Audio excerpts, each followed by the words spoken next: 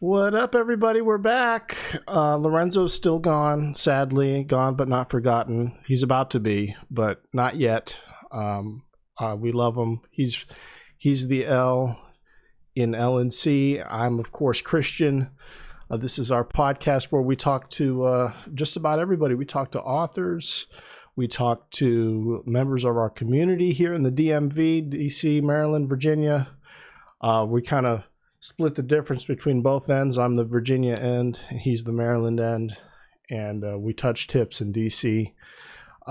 What else was I going to say? Oh, please like and subscribe. I need y'all to do that like ASAP, because right now I'm losing hope. I'm losing faith, especially when Lorenzo's not here. It makes me want to end it all in more ways than one. So please, if you could, be so kind, like and subscribe.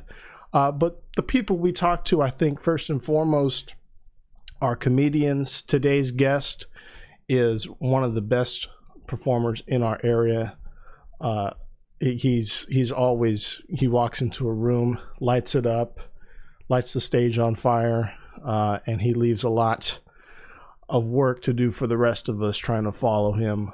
I'm really pleased that he could join me is that the driver's seat? I hope you're not actively driving. You're parked, right?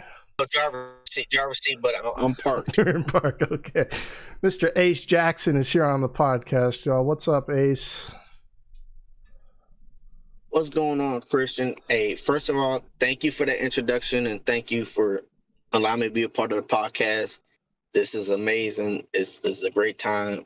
I can't wait to see that everything that we discussed, because you and me, we got a rapport. So I fuck with you. Like, I don't. That means a lot. That means a lot. A lot of comedians. I'm thrilled you could be here because you do so much. You're like, you are, and I don't even think you're a full-time comedian, which is even crazier. Like, you have a job, right? You have a full-time thing that you're doing. Yeah. On top of everything else. Yep. Man.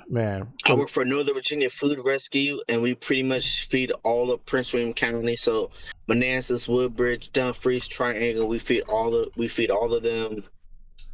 And that's I have the website here. As a good person. Yeah, and if you pull up the it's like, not bragging if it's true, if that's what you do. Website, that's dope as shit. Yeah, there you go. Yeah, and then pull up like who we are, like that's it'll have me on there, like, because like I'm the warehouse manager, so like, oh wow, I always want to give back, and this is the best job that I ever had, where I'm actually able to give back to the community. That's so incredible. It's nothing but love. Yes. So if you're in need, I would start here. Ace is the man to see, the man to talk to. That is incredible. Wow, I had no idea. I think I heard you mention this one time, and it just slipped my mind. But you're doing this full-time. You're a warehouse manager, so that's not an easy undertaking to begin with. That's how you make most of your money, I imagine. And then on top of that, you have Black and White Comedy Productions. That's like your main comedy banner. And then you're working with Brandon Moore, friend of the show. Brandon's been on, and Mike I'm working with Broken Mike. With my big brother, Brandon Moore, and Mike O.B. We do a lot of shows together. We got Brittany's that we do on a monthly basis. And then on top of that, I'm a partner with Beer Run with my man Ray Ubala and Steve Tracy. That's right. And like I said, we've been traveling all over. And I'm bringing back Ace Comedy Entertainment under my own banner. Man, so what kind of drugs are you on? Can you just give us a rundown? I'm not on no. I don't do drugs. That's just for the love of the game, because I love comedy. I love making people laugh. And Broken Mike, we got.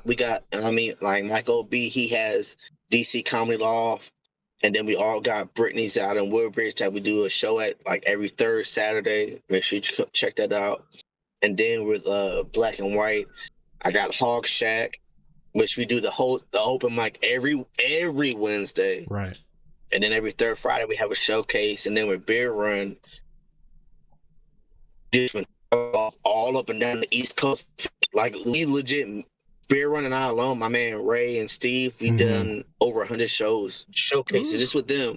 Over 100 showcases last year in 2025. So it's just been joke. Amazing. That's no joke. And Ray really, that's awesome that you guys can tour together. Like who else is touring right now in our little group of people? You know, you really have a good thing. There's only like going. 2 other people. Like there's maybe one, but it's not a lot. But we do a lot. Like we've been. I give all that credit to Ray and Steve with like finding the venues and stuff like that, because they've done a great job. Like 2 weeks ago, we was out in Pennsylvania, Jersey. Then in the next couple of weeks, we're gonna be back out in like Pennsylvania, and we just been in parts of Maryland. So it's just a beautiful journey that we on, because when you build that community and like actually can travel with people that you actually like and that are actually funny, it's just a whole different ball game. I can't imagine. Definitely, that would be. Yeah, I would just, if I could up and quit and just dedicate all my time to this and not have to work full time, I would do that in a heartbeat. The problem is I can't, so it's like I don't know. On top of that, we all have day jobs. Right. That's the crazy part. We all have day jobs, and I don't know how. That's what I'm saying. I have no idea how you balance it all. Like the work-life balance thing. I'm not seeing the. That's why I feel like drugs or that you love, energy drinks, something that's got to fill in the gap. When you do something that you love, it makes it so much easier, because we all love comedy. Steve loves comedy. Ray loves comedy. I love comedy. And when you're doing something that you love, you know what I mean? You just work that. Yeah, you make it work. It's just what we love. Like, we love traveling. We've been traveling for like a couple years now, and just telling jokes, and those road trips be fun. Those road trips be fun because you actually get to like, oh, I actually like you as a person. Like, and it's been amazing. Yeah, you don't really get to know people from open mics as much as you do when you're like stuck in a car with them for hours and hours and hours, or at a hotel, Airbnb.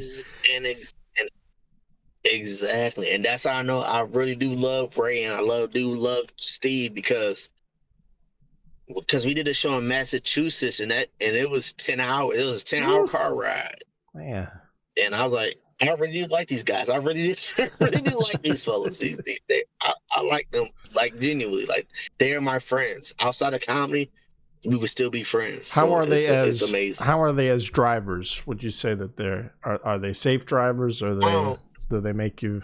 They're all safe drivers. All safe drivers. I just sit in the back seat, and I'm not gonna lie, I fall asleep half the time, depending on. But I might take a little nappy nap. But they're all good drivers. Like, that's how I know I really trust somebody, if I can let you drive and I don't need to stay awake.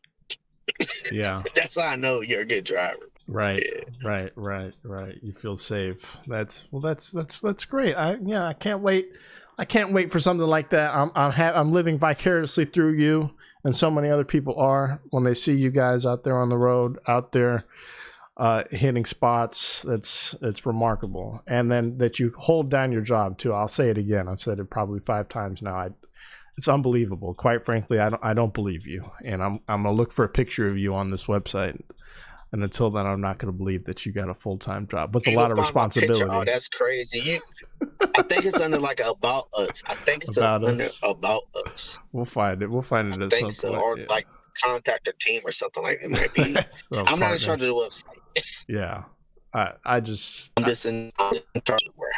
in disbelief. That's awesome, because I work full time. You're really just trying to find the ugliest headshot of me possible. But that's the work ones always fine. Are. The work ones always are. Like, I have for my Outlook profile picture for my team's profile picture. I have like, it's a picture of me from a wedding a couple of years ago. And I had just got like a high and tight for the wedding. So I took that because like, yo, you need a headshot of you. So I was like, all right, I'll just sit behind a white wall down, or let me just send this headshot real quick. It was the worst headshot I ever seen. Yep. I was same thing. I was up against one of those photo backdrops where it's like leaves, like fake leaves and everything. And you could just see like veins in the side of my head from how hot it was and like how hard I'm smiling. And it's way too detailed. I hate that photo so much. I need to update that. But that's just for work. Something about a bad photo for work is customary. Facts. We all got them. And on the badge too. Whatever. Well, that's great. That's great. And so I want to ask you kind of the basic interview questions. What got you into comedy? How long you've been performing for? I know you've been performing for a while, but what got you started? So actually, this month I'll be 10 years in comedy. Congratulations! Wow, that deserves applause. This month be comedy. I can get to it. There we go. What got me into it? It was I had a girlfriend at the time, and she was like, "You need to do stand-up comedy," and I just like doing vines because I get to post it and like cut my phone off for like 5 hours and just wake up to like views and likes or whatever. But she's like, "No, you got to do comedy." So shout out to my homegirl Candace.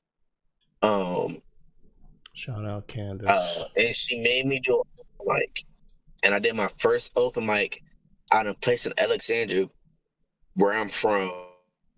It's called Jolly's. Okay. It was a hookah bar, which, as you know, hookah bars are really, really, really hard to do comedy at. But I imagine. And my homeboy Travis Spencer did. Travis Spencer, he was the host. It was his mic, and he had my pops. Shout out to Show Switcher. He was the host, and I'll never forget this day. So she made me sign up. She signed me up for the first mic, and I found any excuse to back out of it. So I just backed out of it, and I saw the disappointment on her face. And I was like, "Damn, I don't want to disappoint. I'm a people pleaser." So she's like, "Damn, you backed out." So like a week or two later, I was like, "You know what? I'm gonna do it." Then I go to the open mic, and I introduce myself, all that stuff that we do as early comics. Introduce yourself to the host, make yourself comfortable. And then I saw people coming in. People was like coming in. I was like, "Oh shit!" And then Travis Spencer, he's like, "Hey yo, I got a good lineup. You know what? We're gonna make this a competition." Oh no! And I was like, "Oh shit!" And this is not what I signed up for. Not at all. I didn't sign up for no competition. So after that, I went back to my girl Candace. And I was like, "Hey yo, he just made it a competition." And she was like, she looked at the bartender, "Let me get 2 Long Islands." And I was like, "Oh, one for you, one for me." She's like, "No, both for you." I was like, "All right, cool." So and then, no bullshit, Christian. That competition, my first time ever doing comedy, I came in 3rd. Wow. I came in 3rd. That's awesome. And I felt that love and those laughs and those pops, and I was like, "You know what? This is what I'm supposed to do." And I've been chasing that, and I've been doing that ever since. Because I just listened and studied, and I kept out there, and then but you're breaking up a little bit. You're breaking up a little bit, but yeah, that's remarkable that to even place at all, to even place in something like that. Not only is it your first time, but the whole format got changed on you, and it's like these are all people who you assume have been doing this for years, or at least months longer than you, and that you. Oh no, there were some heavy hitters. Heavy hitters on our lineup that they're still doing comedy to this day, and I was like, "Oh shoot!" I came in 3rd. I was like, that it gave me the confidence I needed to pursue it, and I had her pushing me. So that's what, like, having her push me, I give her credit to this day, because I tell her all the time. We just talk today, and I was like, "Hey, I will never do comedy if it wasn't for you." And she's like, "No, stop it." And I would not be at where I'm at today if it wasn't for you, like, pushing me. Yeah, she's a real one. You definitely keep your friends like that real. around as long She as real. they're willing to put up with you, for sure. Yeah, I got some.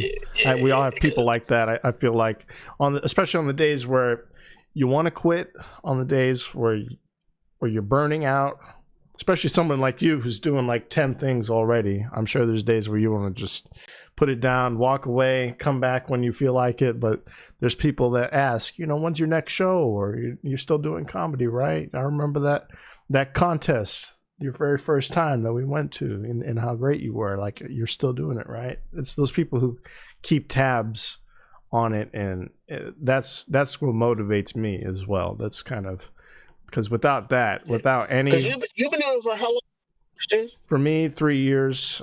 I started at the Electric Palm. That was my first open mic, and I had people laughing, kind of the same sensation you had. The fact that anyone's laughing at all, that Emcee and Dwayne, especially them, acknowledged that I was doing a good job, was such a great feeling. It was so great that I ran the light. I didn't see the light at all. I went over probably by like 1 or 2 minutes, and I had asked at the end when I was at like 6 minutes, when you're only supposed to do 5, I was at or over 6 minutes. I asked, how much time do I have left? And Dwayne goes, "You're done. Get off the stage." And I just about, my face went all red, and I about shit myself, and I got off. And the first thing I did was, after the mic, I came up to him and I was like, "I am so sorry for going over. I had no idea like when or how I was supposed to stop. This is my first time doing it." And he was like, "Oh, that was your first time? Oh, say that next time. Say that, so that everybody knows, and we'll help you out." Because I guess by the way I was performing, they had just assumed that I had been doing it for a while, or that I knew the rules. And I had Dwayne's a good guy. Dwayne is one. I call him my uncle. I call him my uncle of comedy, because he's been with me through a lot. Like, he's been with me through a lot. Like, he done like several of my West Virginia shows when I was building my brand out and traveling and stuff like that. So I got nothing but love and respect for my man Dwayne. Like I said, and his family, the way he brought me in, to his like family and stuff like that. But nah, Dwayne's like my uncle, and he's been really good to me. Really, they are great people. They're great. They are the community's comedy family. The comedy mom and dad. Yeah, hands down, without a shadow of a doubt, they are the family. And I didn't realize that open mic is only 5 years. I didn't think you was just doing it 3 years, bro. Yeah, seriously. I mean, I kind of do my own thing. I've always wanted to try comedy. I've always wanted to do something on a stage of some kind. Like, I did one musical in high school. My senior year, I did drama for a couple years as an elective. I've done band my entire life, being on and off the stage, playing music. But I tried comedy, and something about it. I had Jeremy Gann on yesterday. That episode's probably out now if you're watching this. But I was telling Jeremy, something about that first time getting up there and getting that laugh response, that involuntary response from people that you just don't get with music. You just don't get with any other thing I've tried. It's the biggest drug ever. Like, yes. It's the best drug ever. Because, like, there's something that you hear that pop, you hear them laugh, like, oh, y'all really rock with me. And shout out to Jeremy Gann. He's doing a lot. He got the Fredericksburg, he got the Maryland, he got the room out in Fredericksburg on the first and third Thursdays. Yes. He runs the great room showcases now, Comedy Crave. They're doing. I love to see my people grow. I love to see people grow, and he's definitely. And you're doing that as well, because you're doing a lot. Don't be Thank humble. You, man. You're doing a lot, bro. You're doing a lot. I'm starting small. I'm just doing what I can handle. I don't want to take on any more than I can handle at the moment, because I did other stuff. You're doing a lot of good. You're doing a lot. You got the music with the comedy, which is a whole different aspect to it. You're Christian. You're doing a lot. That's why I rock with you. That's why I rock with you, because I want to see people progressing, and you are progressing, and you are and you know how to work any crowd because you've been to Hog Shack before and you've made them laugh every time, and that's not an easy. It's not an easy room. That's why people don't come to it. It's not an easy room. Thank you, It's man. not. Thank you. But you are a standout for sure, hands down. Thank you, Ace. That really means a lot. That really means, like, I've talked to. Nah, that's just me being honest. But still, like, you could be. You could be the kind of person who doesn't want to be honest, who gets intimidated by other people, and a lot of the times that's it's so hard to talk to other people because you want to compliment them or they want to compliment you, but they don't want to also, I don't know, give up the game or something. That I love people like you, or like Brandon, or like Monica, for instance, people who are happy to talk shop and happy to like a rising tide lifts all boats, to people like you. And that's what's so cool about you. That's why you're such a great personality to be around, and why everybody wants to go to your shows, and why you always sell your stuff out or come close. It's because of that personality. You're such a welcoming force for good. And I'm glad you mentioned that, because that is a issue. That's why I produced my own shows, because I saw the like, hey, I'm not gonna book this guy because I know he's funnier than me. Like, right. I've heard people say things like that, and I'm so glad you brought that up, because like I feel like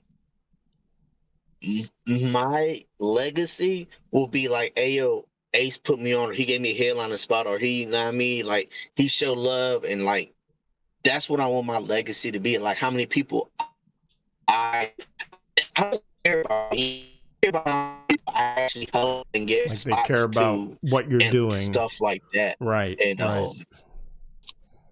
Yes. That's what I feel like the game is about. But no, but that's why I started. That's low key why I started my own comedy production the very first time, like 5-6 years ago, because I was like, oh, I see how y'all are acting. Y'all are not booking people that are funny. You're just booking people that are not funnier than you. Yeah. Because you want to shine. I was like, no, I want my people to shine. Like, you're definitely. And you see how some people don't. You've been to a bunch of open mics, and you see how some people don't like plug like the other comic shows or what they're doing and stuff like that. You always make a point of that every single time. Every person you introduce, it's a whole article on their accomplishments or their productions or everything that they're working on. You make a point to say that up top, and that means a lot, because it's like that's a video that you get to post with somebody like you with 10 years of experience vouching for you. And that's no small thing. Some people pay for that. Some people say, well, hey, if you want me to talk nice about you. I didn't know I could charge for that. Okay. Yeah, seriously. That's that tip bucket at all the shows. That's what it's for. It's for that. There's no free promotion.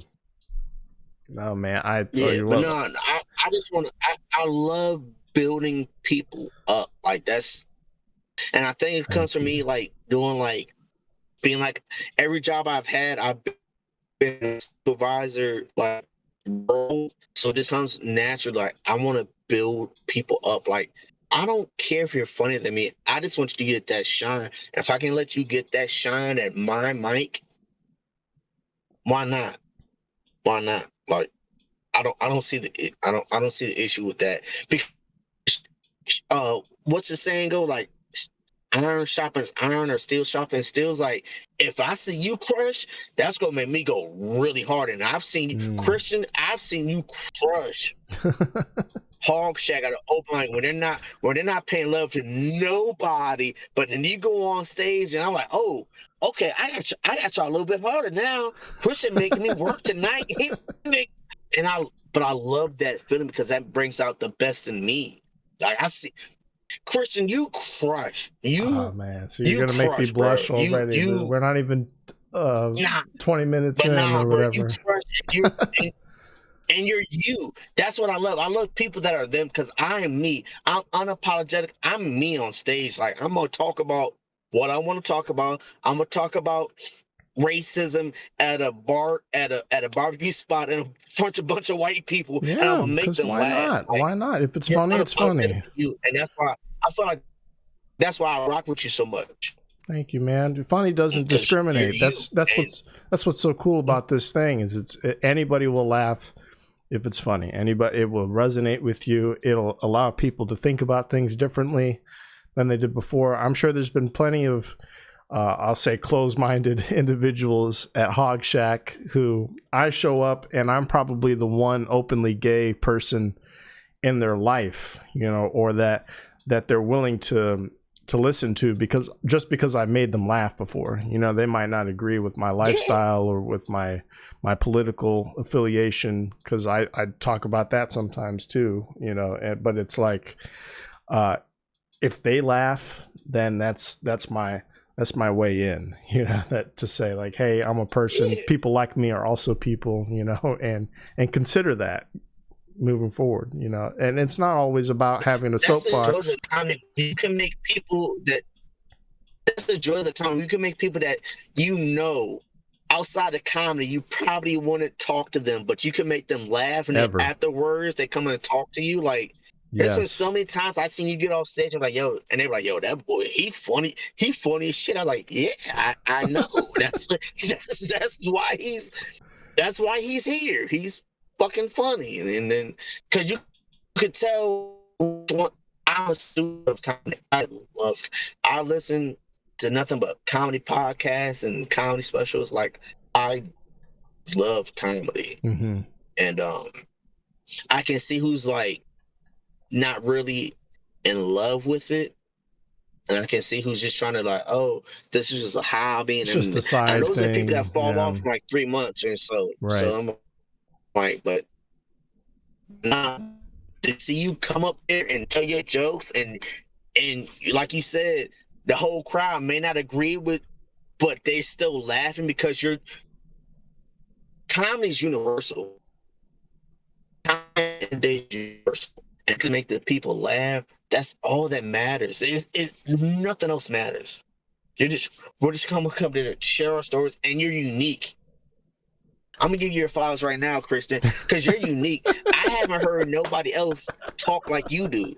You talk about your shit like when you got the whole like the pastry, and then you're like, I'm trying to date my mom, and then you talk about dating. Like, you're universal.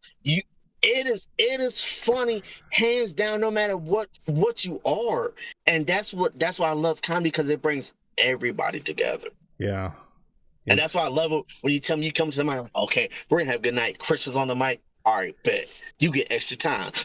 Like, it's all love. It's all love. I never understood that when you started doing that for me. I'm really grateful, but I'm like, man, I'm not any better than any. Like, this could go.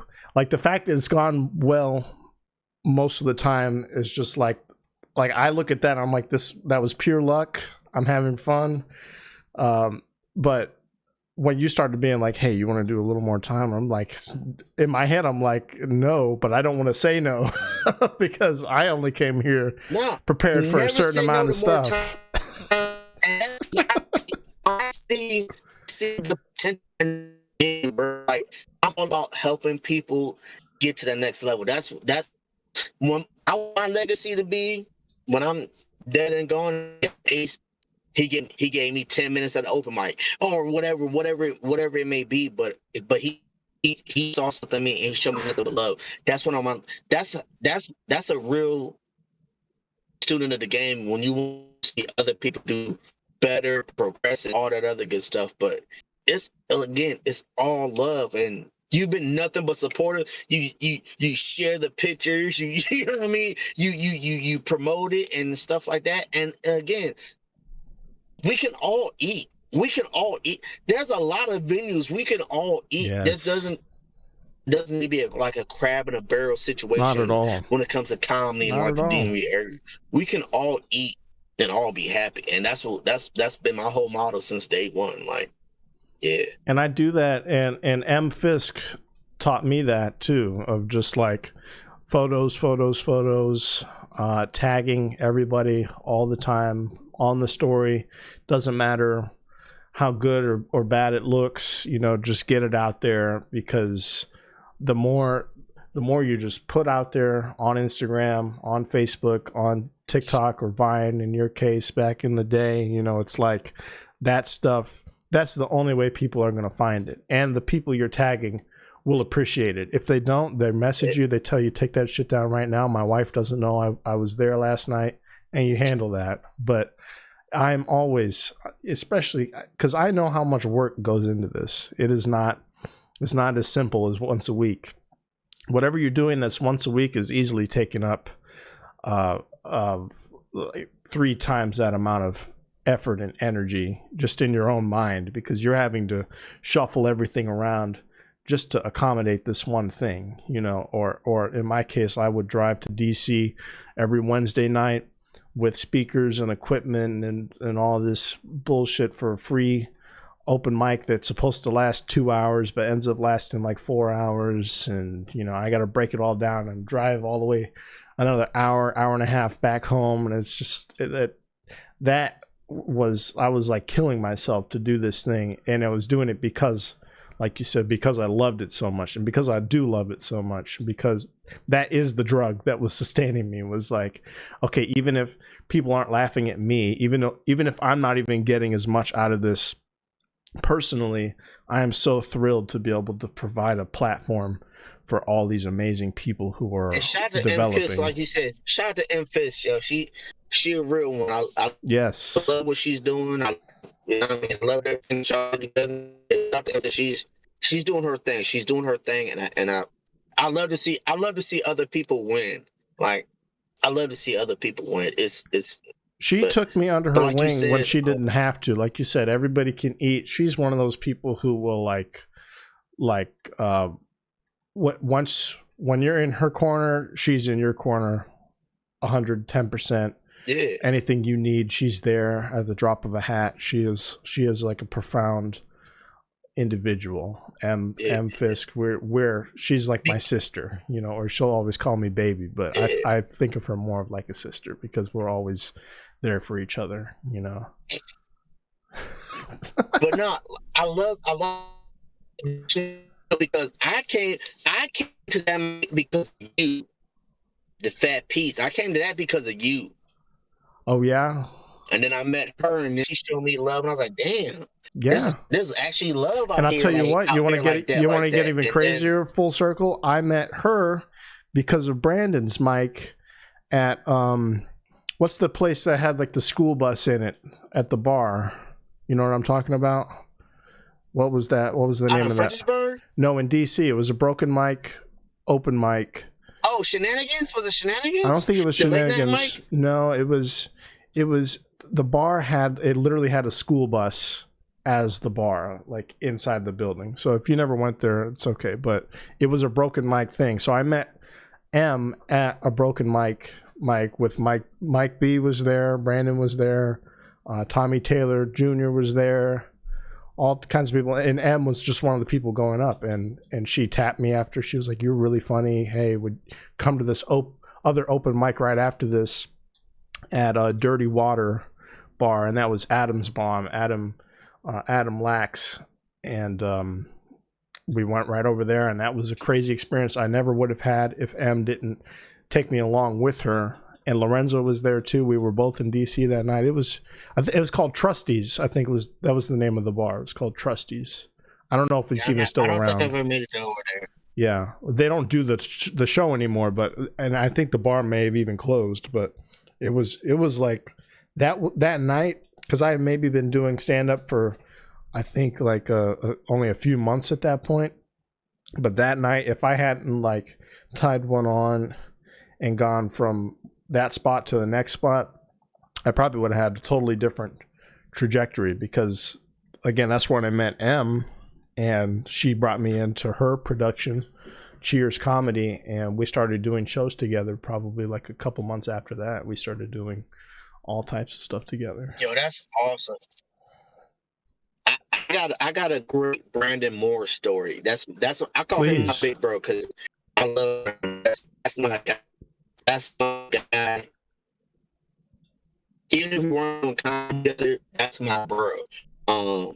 So before I did my first show at Jolly's in Alexandria, Mm-hmm. my girl Candace, she was taking me to other open mics to just put me in that space. She was trying to make me feel comfortable. Yeah. And Brandon Moore had the open mic in Fredericksburg, and I saw him because he was hosting the show because it was his show, and he was crushing. Like he was on. Like I was like, damn. And then because we had a fishbowl at the time, so she was like, you need to go talk to him. But I was like, yo, let me finish this fishbowl before I go talk to him. Right. And I actually taught him why he's when he calls everybody wants to talk to you. And I went up and talked to him, some of the best advice. And then hang on a second. Hang on, Ace, just real quick. I thought it would fix itself, but it's kind of breaking up right now. I'm gonna you have a fishbowl that you need to finish full of alcohol, and then you're what? You're going to the open mic after that? No, we were at the open mic drinking the fishbowl. But you were gonna go up, and, Candace is telling you to go up, but you need to finish your drink. I wasn't even going up. We were just going there just to watch it. Okay. And I saw Brandon Moore. He was doing this thing, and then after the show, she's like, "Go talk to him." I was like, "He's not gonna want to talk to me." She's like, "Go talk to him." And I'm gonna go talk to him. I was like, "Hey, yo, what's up? My name's Ace. I'm trying to get into comedy." He gave me some of the best advice, and then I was like, "All right." In my head, I was like, "You know what? We're gonna end up working together." Yeah. We're gonna end up working together. I was like, that was like my goal. Like I set goals for myself, and I was like, "Yo, I want to work with him because I saw how he hosted the show, and I saw how Shevitz Richard, who's my pops, I saw him how he hosted the show, and I feel like that's what makes me a better host in the game because I studied them. I studied the people that I idolized. Yeah. And they both gave me so much good game and information. They were open about it. I was like, you know what? I'm gonna do the same thing. If I can get in your position, I'm gonna help bring people up as well. And I feel like that's why I get the love that I get now because when you come to my mic, it's gonna be all love. It's gonna be all love. It's just it's a fun environment. We're gonna laugh. We're gonna joke. Well, there's that. We're gonna have some crazy times. But you're a professional. We're gonna laugh. You're a professional. That's the thing. Yeah. That's the thing with all the people we're talking about is like each one of them are professionals. They're there to do a job. They're there to make everybody feel comfortable, from the audience to the performers to the bar staff to everybody involved to the venue management, all of it. Everyone's got to feel comfortable, and it's people like you, it's people like Brandon and Shevitz and Mike and Em that carry all that burden and make sure that you fostered a great space, that you fostered a place that people want to come out and patronize. They want to come out. They want to have a good time. They know the place to do that is Hog Shack or it's Eavesdrop now, or wherever you are. They know the good time is there because you're the guy at the helm. And that's what's so awesome about this is you can really take ownership over what you do in this. You can really say, okay, like this is either going to be a really good show or a really bad show, but no matter what, I'm the fall guy. I get to call all the shots. I get to decide who sits where, who does what, who does how much time here, there, and here, the exact order of the lineup, because you're curating an experience that people want to see, and I'm glad that you said that because it was because you've been there for 3 years, so my second open mic, my most successful open mic was at a place called Carpool in Fairfax. It's no longer in existence, at least that one. Mm-hmm. And like we were doing, it was a Monday mic out in Fairfax, and we were doing. Once I built it up, that's where I made all my connections at. And I remember Tony Woods came in there. And I'm not gonna lie, I'm gonna be honest with you, Christian. I was having a bad day. It was like a bad relationship day. It was just one of those days where And I mean, I didn't have the energy that I normally bring, because you know my energy. I bring energy, and after the show, Tony Woods pulled me to the side. He's like, he's like, you're not just the host, right? I was like, what that mean? He's like, no, you know you're the MC, right? You know what MC means? I was like, yeah, master of ceremonies. And he was like, yeah, no matter what you got going on, you got to control the room, and you got to bring the energy, make everybody feel happy and proud about themselves. Yes. And that was some of the best advice I ever got. Until then, to this day, I feel like I've been on like a roll. Like I'm like, if you know Ace is hosting the show, if you know it's gonna be interactive, it's gonna be energetic. We're gonna have a good time. We're gonna laugh, and right. Because you was there in person, Christian. You was there in person when homeboy disturbed the whole room. I had to bring that shit back. Yeah. You was there in person. You like damn. Yeah, you was there. I was like, dang. But I've been there. I've been in that exact position. You know, I've seen it happen to other people several times.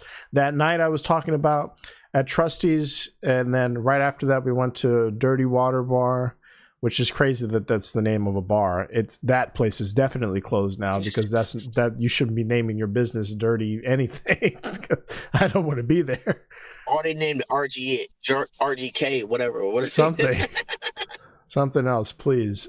We went there, and there was this lady who was, and this place is 3 stories tall. So there's people on each story of the bar hanging out, having a good time. And on the top floor is where the open mic was. And you got your name pulled out of a bucket to decide when you go up. So it was really like you had to be paying attention. And everyone's like paying attention. They're trying to watch the show, know when their spot is, and have a good time. And this lady would just come in and out screaming at the top of her lungs, heckling people, and just having like a full-on side conversation to herself because she had something mental going on. And it's like, wow, like how on earth are they going to handle this?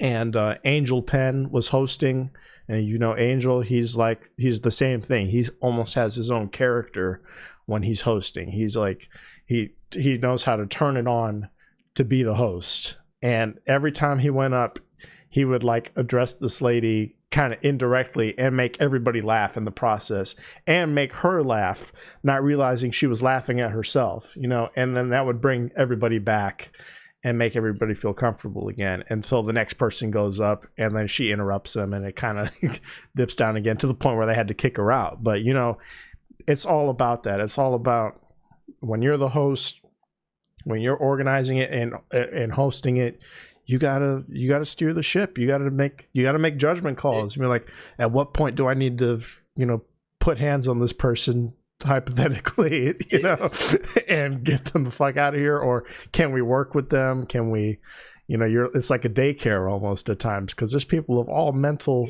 fortitudes coming to open mics. That's the nature of any free event. Hosting is a real different craft, because if you're just doing come over there, if you're the feature or guest spot or whatever, but when you're hosting, you got to have a whole different craft. You got to help. It's not because it's not about you, but it is about everybody else. So you got to be an unselfish person to be a good host. Without a doubt. I'll say that hands down. And everybody who is a good host, I've seen a bunch of good hosts. I've seen some crappy hosts, but when you're a good host, like, people will respect that, because they know, hey, yo, they got my back. But like you said, like Angel, shout out to Angel, because he's doing the big things, the trial comedy and all the adventures that he's doing. Like you gotta control the room. And if you don't have that personality, or that, like you said, that switch where you can cut on and be like, hey, yo, I'm gonna make sure everybody in here have a good time. Like, it's a real skill within itself. And it shows. I know you've been to a bunch of shows where the host is like, hey, come and it's like, what? Yeah. And then you gotta work even harder. But it's like, no. I take pride in being like a great host, a producer, and stuff like that. It's a real skill. I look at stuff like that. I look at the shitty host situation, and like how has this been around for so long? Or how how is this even operating? You know, it's always like mind-boggling to me, and it makes me want to. It makes me just want to like figure out how to do that, because I would rather do less work and get the same result in the end. You know what I mean? Like, I want to just coast. Can I just coast and not even pay attention? Host one of my shows, let me know. I got you. I got you, bro. But that's the thing. We're detail oriented when it comes to it. It might not look like that. It looks easy when you're on stage introducing people or breaking up the silence, because you make it look easy because of all the work that you put into it and all the feedback you've taken and all the improvements you've made, and you're still improving. And it's like, for the people who go up there and as a host, you'll do like 10 minutes in between each person, and you're not even telling jokes. You're like doing some crowd work bullshit, or you're trying to farm a clip. And it's like, can we just get on with the show? And everybody's thinking it at the same time. It's the worst, man. It's the worst when the host wants to be like the center of attention. I'm glad you said that, because I've seen shows where the host does like the comic before them crushed it. Yeah. So you kind of want to ride that wave, but no, that's not for you. That's for the next comedian. Yes. They made your job easier, low key. All you gotta do is like, hey yo, y'all like that energy? Did you like what Christian Bumble brought up? We'll wait for your headliner. Come to the stage right now. But you don't gotta do a whole 10 minutes and trials. I hate when hosts try new shit, and I'm like, why? This guy just did his job. Right. She just did her job. They just did their job. Why are you trying to like? And it fucks up the whole show. It sure does. All the momentum gone. Irritating. All the momentum. Yeah. There's these two guys. I won't say their names, but I think they still do shows in this area. And the two that I went to, I was mesmerized. I was like, wow, these guys, they certainly have their own thing going on. They have their own friends and people they can invite out to be in the audience, so that they actually have people who can tolerate this in the crowd, who are there just to see them do whatever they want. But for the performers, it was like, do I even need to be here? Like, what is the fucking point of my existence? Like, this is clearly the show about you. Yeah, it's when you're the host, the show's not about you. The show is about the talent, because you got to think about it. As the host, you're going up there the most because you got to introduce the guest, the future, the headliner, or however the show is going on. You got to introduce, so you're going to be up there more, so people are going to see your face more. Do your time up front, and then unless somebody like really tanks, I'm talking about like really, really tanks, and then you got to try to bring energy back up. But you can do that without doing like 5 minutes. You don't need to do a whole 5-10 minutes. It's just the big thing with that. Get them back laughing. If somebody's bombing, if somebody's doing a poor job, and you're the MC and you have to come back up and get the next person ready. I mean, really, all you got to do is just address it. Address the mood. Address what everybody's feeling, without necessarily putting the performer down or saying they did a bad job.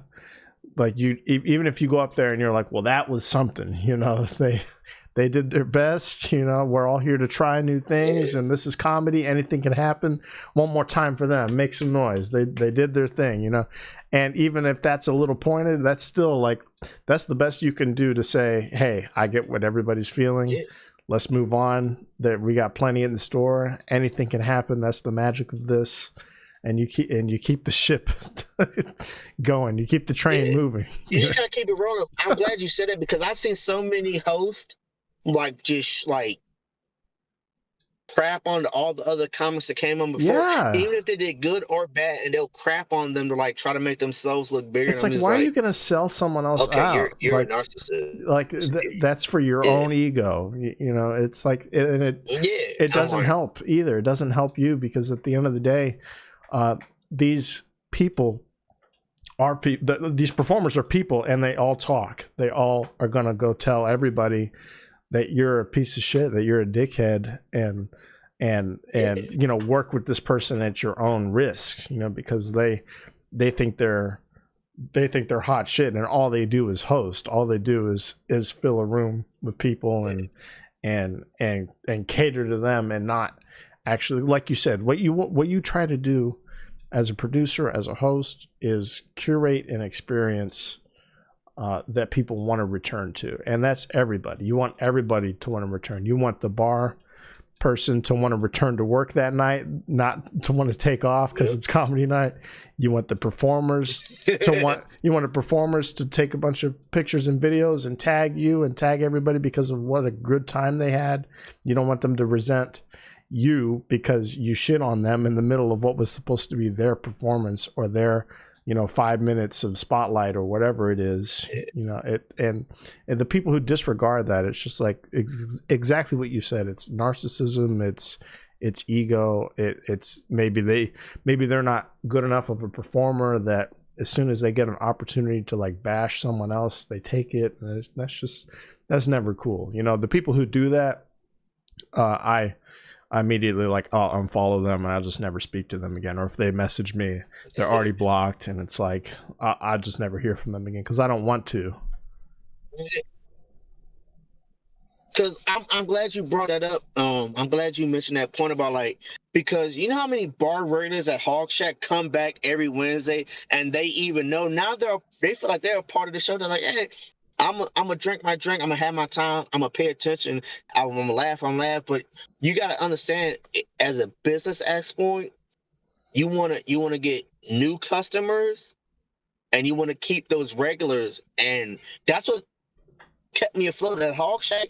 At the first couple weeks at the open mic, it was the regulars that were keeping me afloat, and I was like, okay, y'all rock with me like Cowboy and you know all those regulars You don't want them to be like, oh my God, it's Wednesday. I'm not going to this night because I know it's gonna be blah blah blah blah blah. But it's all about curating the experience and having a good time. I just want everybody to have a good time. I want everybody to leave my shows, open mic showcase, but hey yo, I laughed.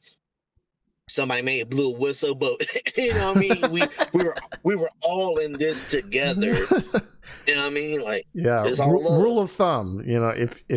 If you happen to see this and you want to try comedy and your thing is being super loud and obnoxious, especially while other people are performing and it's not even your time to perform, maybe it's not for you. Maybe reevaluate what you're there to do. You're there to do something that nobody else is there to do. What everybody expects from a comedy open mic is an opportunity for everybody to say what they want to say, to work on what they want to work on, and have an active crowd there to respond. What they don't want is somebody who's also performing to kind of usurp their time or interrupt them with their own bits or their own stuff. That's not what it is. This isn't improv. Go try improv if you want to bounce off of each other in the middle of the thing. Or this person we're talking about, they had a lot going on. They're figuring it out, I'm sure, like so many of us have to. But at no point should it involve you interrupting other people or being super obnoxious for no reason, or just being disrespectful. Just being disrespectful, because if I have a feedback mic and you're disrespecting the judges that I had that came out here on their free will, it's just a whole different ball game. It's just I will never have a room where anybody feels like they're not comfortable in. That's just me personally. And I feel like another good key as a host is, because you was there at Eavesdrop. It wasn't a sold out room, but everybody in that motherfucker was for comedy, and we had a great time. We had a great time. If you can make a room of 20 feel like it's 50 or 75, that's a great time, and that's a great lineup. And shout out to everybody that was on that list, because I picked them personally. And thank you for putting me on that. I signed up, and sure enough, you put me on. I had a great time.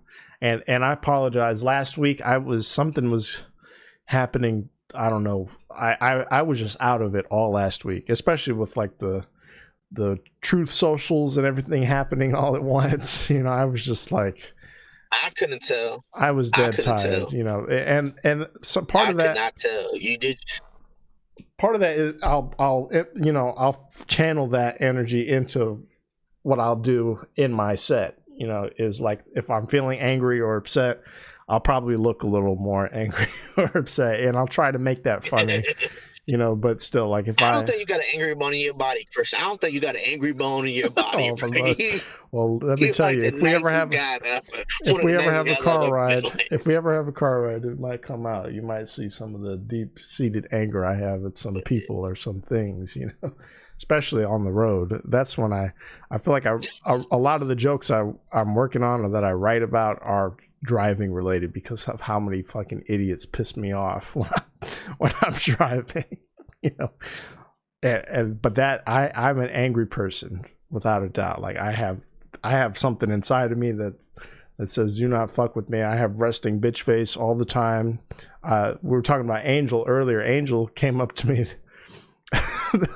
not too long ago and he said, for the longest time, Christian, I thought you wanted to kill me, or I thought you wanted to I thought you hated me just because of the way you look all the time. And I said, man, I'm so sorry that I ever made you feel like that, because that's just what I look like, and it's that, really? it's that anger deep in my heart that manifests itself in my face and my whole general vibe and demeanor, but I never Christian, mean for it. You're one of the nicest people I ever met. I just felt I felt the good energy. Maybe we got a connection energy, but I just felt nothing. I was like, yo, just fucks with him. He's cool. He's cool as shit. And then you're funny as fuck on top of it. I was like, all right, thank you, dude.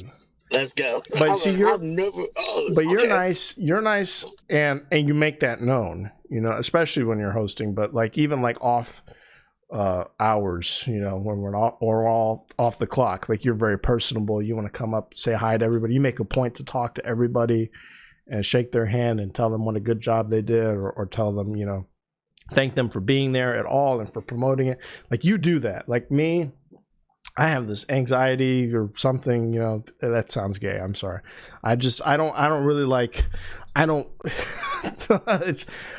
like talking to people. Like, I feel like if I go up to somebody I've never met and interrupt them in the middle of a conversation or something, that like, it's like, who the fuck am I to do that? So I always kind of just like, I'm sitting by myself, kind of like waiting around. And then when people come and talk to me, then I'm like, you were great. I love, can I get your Instagram? I'm bad at networking. And that's kind of what I think makes it. I just look isolated all the time. I look kind of like upset because I suck at networking and doing that, unless I have somebody like a Candace by my side telling me, hey, go talk to them. You need to meet them. You need to do this, that, and that. And that's why I normally have my boyfriend with me.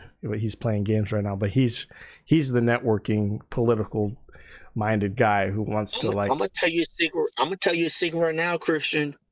I'm a real introvert. Yeah. I'm a real. No kidding. I get prepared. I get really prepared before every open mic and showcase because I know I'm gonna have to drain my social battery. Yeah. I'm gonna tell you right now, I'm a real introvert. Like I'm really like to myself, but it's almost like a game. So like, and I know the game is not just when I'm on stage, it's when I'm off stage, especially if it's one of my open mics or something like that, because you never know who's in the crowd or who might owns a restaurant and wants to do comedy and stuff like that. I'm a real, like for real.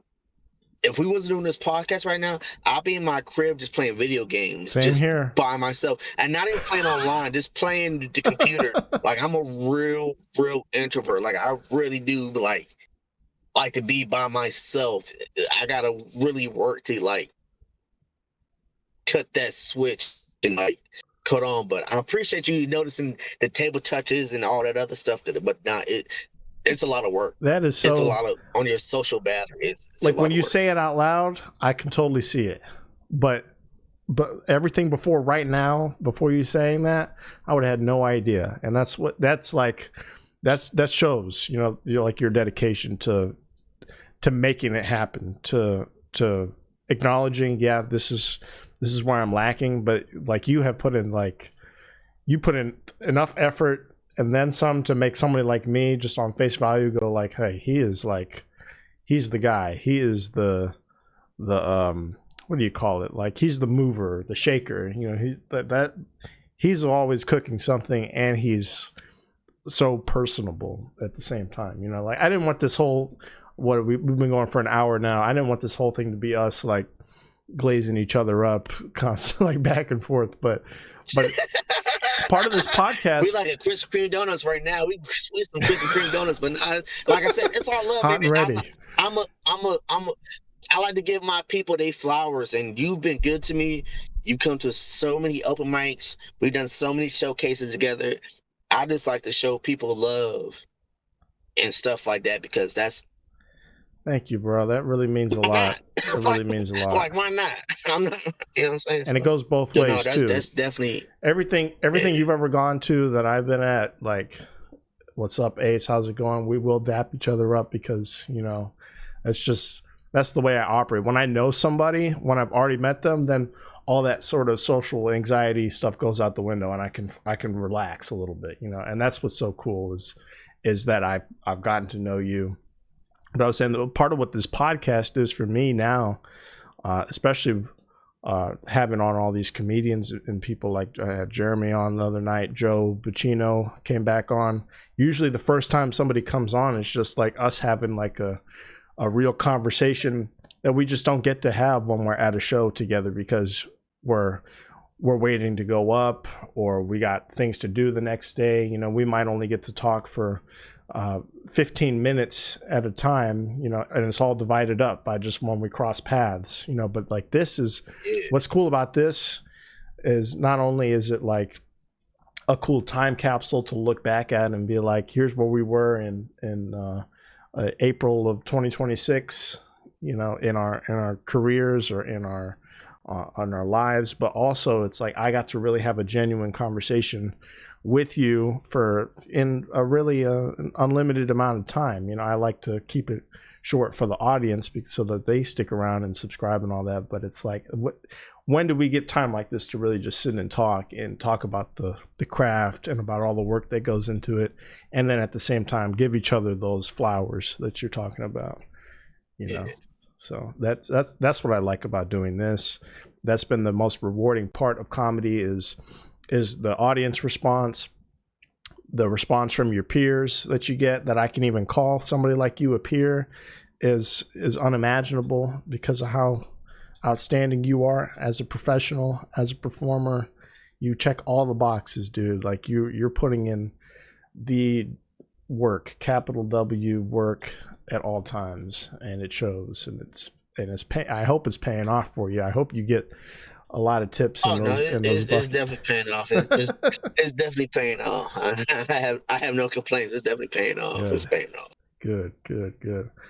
So like the first time somebody comes on, this is normally what it is. It's normally just like us talking about industry stuff and about how you got into it, who your inspirations are, and we didn't even get to really talk about like who's inspired, like if you had any like celebrity influences or anything. We talked about Korshevitz and the people in the community who influenced you, but I mean, it just goes to show like how much I respect you and vice versa, that we're just talking about, like we're really going in deep on producing, you know. I feel like we only got to talk about like one topic, you know. So I hope you'll come back on and we'll get to talk about. Oh hell yeah! I wanted to talk about your vines and everything, and maybe we could like watch some next time, and we could watch. You're saying you want to get into making like sketches again or like skits online? Is that something you're doing now? So first off, to answer the first question, my comedy influences right now is Elise Deek. Okay. Oh yeah. Because he went to prison for 9 years, and Wow. and if you can make prison funny. And I want to get into my storytelling because you heard like the stab story and like all these other which I didn't even get to stuff like that. So talk that's a to you big about yet. Richard Pryor. I'm all about making pain funny because that's therapy for me. So Elise Deek, Richard Pryor, Eddie Murphy, his work ethic, Kevin Hart, because that motherfucker stay working. So that's like my 4. And then of course Dave Chappelle, because like again, more like with the storytelling aspect of it. Mm-hmm. Yeah, those are like my 5 right now. Like I listen to Elise Sadiq, like that's my number 1 right now. I listen to him like every day. Even the same specials I listen every day because I always find something new. And I saw him like 2 times at the DC Improv, and I was like, damn, I was on that same stage. That's amazing. And then I just listened to It's his crazy. stories. I'm like, oh, it's awesome. What was the other question, brother? And you have The Vine. Yeah, I want ambitions to to get back. I want to get get back back into like the Vine because style sketches yeah, now. because that's how my girlfriend Candace at the time, she was my girlfriend, pushed me into it because I would make the vines, and she was like, no, you need to do this on stage. That's a funny skit, but you can make that like a bit. And I was actually getting a number of followers, but then it got bought by TikTok. But yeah, I do want to get back because I was a big fan of like Saturday Night Live, Mad TV, and Live in Color. Like I would stay up late at night. Like I would take a nap and then just wake up so I could watch and Live in Color, Saturday Night Live, Mad TV, and Yeah. see all those sketches because you can lose yourself Mm-hmm. in that character and create things like that are memorable. Like, so that's my goal for the year, to get back into my comedy skit game because it was really amazing. Listen, I dude, truly enjoyed if it. you need another actor, or you need somebody to help write and film and produce these. I used to do the same thing. I never had Vine, so I was late to that, but I started on what was it called? There was like something right after Vine called Dub Smash that I started doing stuff on. That was Okay. like really brief, and then of course Musically, and now TikTok. Lorenzo and I, we started by doing the podcast and by doing like TikTok sketches that were okay. You know, they weren't anything special, but I love making stuff like that. I love Key and Peele. I love Kroll Show, Yeah. basically any of the The Comedy Chappelle Show, Central, that was Chappelle classic to Show. me. That's So a lot of Lorenzo's yeah. influence. The Chappelle Show. He's always talking about Nathaniel Klansman Hey, and well, Ashy this is a good Larry. network because now that I know that you down to be a part of it, I got you. Say less. Yes. Say less. Anytime. I want to cut it off here, unfortunately, just because we've been having a little bit of technical like lag issues. I know you're in your car. There's not really much we can do to help that right now. But will you come back on in the future, in the very near future, so we can talk about a whole lot more stuff that I didn't necessarily get to ask you about? Because the people want it. The people want more Ace Jackson. I can already tell before we even put the video up. This is going to be one of our better episodes because we just got to talk shop, and that's awesome. And there's a lot of people who want resources like that, especially local people. You know, this is like a crash course in how to do what you do, and that's priceless. I could put a price on it. Or you should put a price on it. You should have charged me for this. There's a guy, we did our best performing episode of this podcast to date was fairly recent. It was just a few months ago. I had a guy on who went viral on social media because he went off in the middle of a jam session. Like he started going off on the other performers and saying like, you guys all suck because you can't even play this song that I can play. None of you can play it. And we had him on. I reached out to him on Instagram and he responded because he's blowing up. And I had him on. And the first episode I had him on, he seemed like a good person, or good enough where we could just have a conversation and talk about what happened and leave it at that, and be like, hey, good luck. I hope you ride this fame and make something good out of it, because a lot of people are kicking you for being an asshole or whatever. And then then somebody sent me a video of him basically calling some random street performer on the street like a faggot and like a retard and all this stuff, like calling basically, yeah, no, seriously, like full 180 on this guy right after I just filmed the whole, episode, basically gassing him up and basically saying like how funny it was And now it's a little more serious because I'm both of those things. I don't know if you knew that. I'm both a faggot and an R word. And I didn't feel too good about that, seeing him talk to other people like that on the street in public where he's, unashamed. And so I was like, hey, can we do another follow-up recording? Because I just want to address this with your permission, and I would talk to you about it. I wouldn't corner you. I gave him all the questions I was going to ask him. I thought it was pretty fair. And basically he came back to me and he was like, yeah, that's going to be $100 for another interview for a follow-up. And, I've been talking to people. They've advised me I should be charging for my time. I'm like, I shut it down right there. I said, that's all I need. Thank you. You've given me more than I need for the next episode. Peace out. And it's like the fact that somebody like you don't actually even charge for good advice or for like actual real solid tips and pointers. You want to come out on here and you want to take this and promote it yourself, and you like it just speaks volumes about your character, where like I have in my mind like a complete opposite example of somebody like you, what you could be if you joined the dark side, what you could, what somebody like you in your position could do if like you were a piece of shit. Anytime you want me back on this podcast, bro, I would love to be a part of it. Dude, I love to be a part of it, man. I'm serious. I love this. I love your work ethic. I love what you're doing with the production, and everything that you do. You doing a lot, man. You doing a lot. Don't take yourself for granted. You doing a lot, and I love to see that, brother. Love to see that. Yeah, and not to intimidate Lorenzo or anything, but if you're ever looking to do something like this on a semi-regular basis, you just let me know, and the floor is yours. I'd be happy to help you put together something like this. Yeah. Lorenzo, step up. It's not his fault. And I'll do this until I die because I love this so much. And like, there's no one I would rather talk to than him, because he and I, like you're talking about connections you have with certain people, like you and Brandon or you and Chev. It's like if you have people that are your ride or dies, like Lorenzo and I are ride or die.